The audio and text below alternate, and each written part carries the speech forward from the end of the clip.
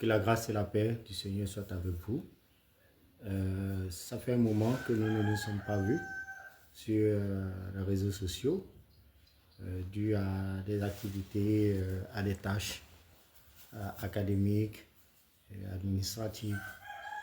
Alors, je voulais juste vous exhorter sur un point ce matin, c'est la formation, l'utilité pour les ministres de Dieu d'être formés. Vous savez que quand on regarde ce qu'on appelle aujourd'hui le ministère, on voit énormément de choses, on voit énormément de bonnes personnes, il y en a, mais on voit beaucoup plus de personnes qui, pour certaines, ont véritablement un appel, mais qui ne sont pas passées par la voie de la formation. Alors beaucoup se disent, c'est le Saint-Esprit qui forme. Est-ce que c'est vrai? Est-ce que c'est le Saint-Esprit qui forme? Est-ce que les textes bibliques qui disent que nous avons été formés par l'onction nous enseigne toutes choses? Qu'est-ce que cela signifie? On dit souvent que les apôtres n'ont pas été formés. Jésus lui-même n'a pas été formé, ce qui est très faux. Alors, il est important de comprendre que lorsque Jésus démarre son ministère, c'est quelqu'un déjà de bien formé, qui est reconnu, qui a un cursus académique bien établi dans la communauté des docteurs déjà de Jérusalem, les apôtres d'eux-mêmes.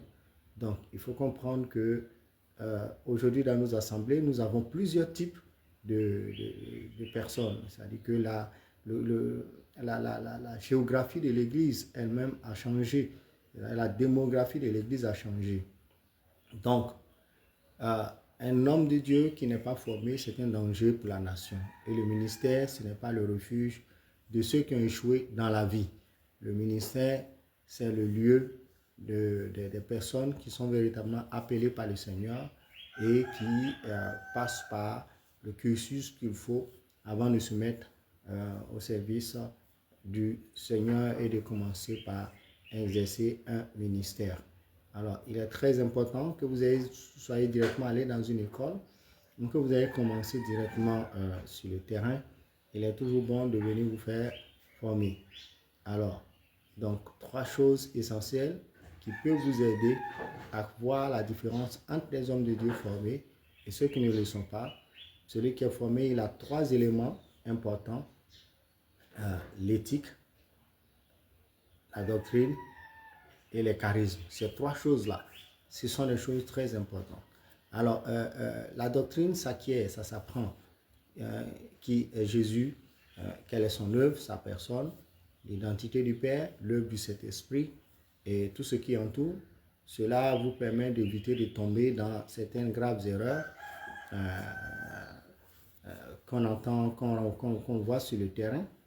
Également, la deuxième chose, c'est-à-dire l'éthique. L'éthique, c'est ce qui vous permet de savoir gérer, de savoir vivre avec ce que Dieu vous a donné, savoir vivre au milieu de ceux pour lesquels Dieu vous a appelé. Et enfin, les charismes, ce sont vos dons, ce que vous pouvez appeler tous les types de dons spirituels que vous avez.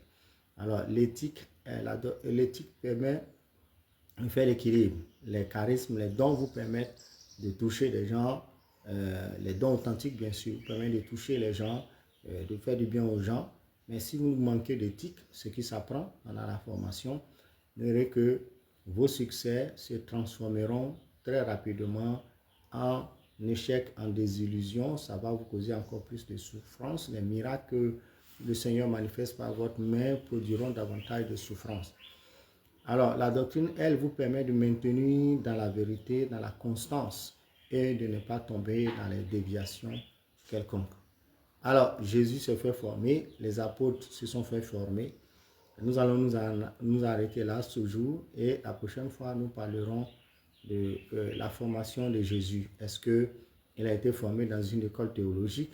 Nous verrons le cursus académique du Seigneur Jésus-Christ.